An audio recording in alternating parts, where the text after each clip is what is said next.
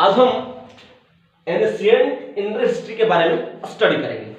सबसे पहले हिस्ट्री के जो फादर थे उनका नाम था हेरोडोटस, और हेरोडोटस की लिखी गई पुस्तक का नाम है हिस्टोरिका। क्या नाम है? हिस्टोरिका। अब हम स्टडी के हिसाब से इसको तीन भागों में डिवाइड करेंगे। पहला है आपका प्री हिस्टोरिकल एज, इसको हिंदी में प्राग ऐतिहासिक काल कहा जाता है। दूसरा है प्रोटो हिस्टोरिकल एज, इसको आद्य ऐतिहासिक काल, और तीसरा है हिस्टोरिकल एज, इसको ऐतिहासिक काल कहा जाता है। तो हम सबसे पहले प्री हिस्टोरिकल एज के बारे में इंट्रोडक्शन करेंगे।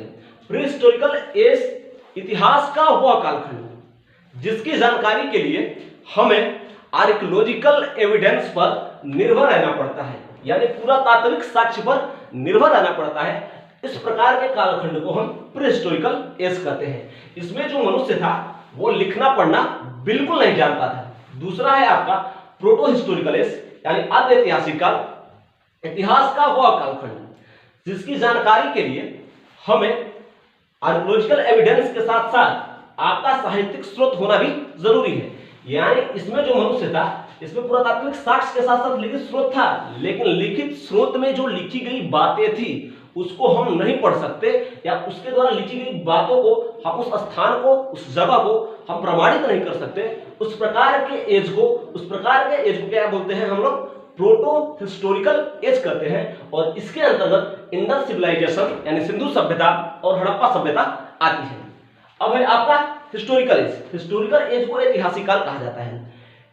इतिहास का वह कालखंड जिसकी जानकारी के लिए हमें पुरातात्विक साक्ष्य के साथ साथ लिखित साक्ष्य भी क्या है? उपलब्ध है, और हम लिखित साक्ष्य के आधार पर उस जगह को, उस स्थान को, लिखी गई बातों को प्रमाणित कर दिए हैं। इस प्रकार के एज को हिस्टोरिकल एज कहा जाता है। तो सबसे पहले हम लोग प्री हिस्टोरिकल एज के बारे में जानकारी इकट्ठा करेंगे। कुछ किताबों के अनुसार प्री हिस्टोरिकल जो एज है वो मुख्य रूप से तीन प्रकार के हैं, और कुछ किताबों के अनुसार जो प्री हिस्टोरिकल एज है वो मुख्य रूप से चार प्रकार के हैं। तो पहला है हमारा पाषाण काल। क्या है? पाषाण काल। पाषाण काल को हम लोग अंग्रेजी में स्टोन एज कहते हैं। क्या बोलते हैं? स्टोन एज कहते थे। इसमें जो मनुष्य था वो एक प्रकार का खाना बदोश था। क्या था? खाना बदोश। क्या था? खाना बदोश था। मतलब उसका मेन ऑब्जेक्ट ये था कि हमें केवल और केवल सिर्फ भोजन को इकट्ठा करना है अपने जीवन को सरवाइव करने के लिए। दूसरा इसमें क्या था कि मनुष्य उसमें आदि मानव था, यानी असभ्य था, अनसिविलाइज।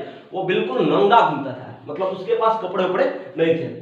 उसके अलावा आखेट जीवन का मतलब होता है ये लोग पत्थरों के औजारों से जानवरों का शिकार करते थे और फिर उनको अपने भोजन के रूप में लेते थे। और इसी में हुआ था आपका आग की खोज। क्या होता है? आग की खोज। तो मेनली इसमें मुख्य रूप से तीन पॉइंट है कि आपका जो पूरा पाषाण काल है, स्टोन एज है, उसमें क्या था? तो मनुष्य अनसिविलाइज्ड था, वो खाना बदोश था, उसका सिर्फ और सिर्फ भोजन से मतलब था। दूसरा है वो आदिमानव था, और चौथा था आखेट, यानी पत्थरों के औजारों से वो क्या करता था? जानवरों की हत्या करते थे और वो भोजन लेते थे। और चौथा था इसमें आग की खोज, वो भी गलती से हुई थी। दूसरा है आपका मध्य पाषाण काल। क्या है? मध्य पाषाण काल। मध्य पाषाण काल में सिर्फ एक काम हुआ है, वो है आपका अंत्येष्टि कार्यक्रम, यानी अंतिम संस्कार। क्या है? अंतिम संस्कार, यानी मनुष्य के मरने के बाद जो अंतिम संस्कार होता है वो किस कालखंड में स्टार्ट हुआ है? वो हुआ है आपका मध्य पाषाण काल, माइक्रोलिथ में। और किसमें हुआ है? माइक्रोलिथ में। उसके बाद है आपका नव पाषाण काल। नव पाषाण काल में क्या क्या हुआ है? तो नव पाषाण काल में ही सबसे पहले खेती स्टार्ट होती है। क्या होती है? खेती। अब प्रश्न ये उठेगा कि आखिर खेती सबसे पहले कहां स्टार्ट होती है? तो खेती सबसे पहले पाकिस्तान में होती है। कहां होती है? पाकिस्तान में होती है। पाकिस्तान में किस जगह पर होती है? तो वो होते हैं आपका मेहरगढ़। कहां होता है? मेहरगढ़। उसके बाद किन दो पहाड़ियों के बीच होता है? तो एक होता है आपका किरधर की पहाड़ी, और एक होता है आपकी सुलेमान की पहाड़ी। यानी सबसे पहले खेती किस काल में होती है? नव पाषाण काल में। कौन से देश में होता है? तो पाकिस्तान में। जगह का नाम क्या होता है? मेहरगढ़। और ये मेहरगढ़ किन दो पहाड़ियों के बीच आता है? तो ये मेहरगढ़ जो है वो किरधर और सुलेमान की पहाड़ियों के बीच में आता है। क्या आता है? किरधर और सुलेमान की पहाड़ियों के बीच में आता है। और पहली फसल क्या थी?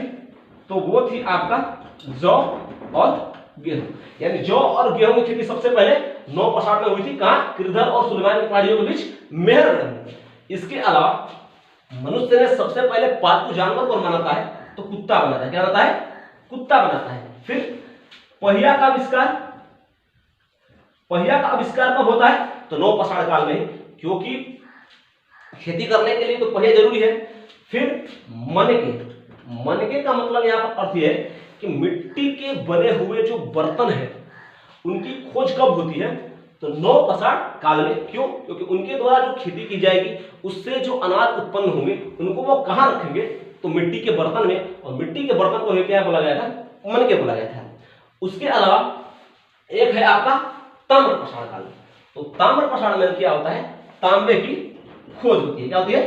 तांबे की खोज। एंड तांबे धातु की खोज कब होती है आपका? ताम्रपसाड़ काल में।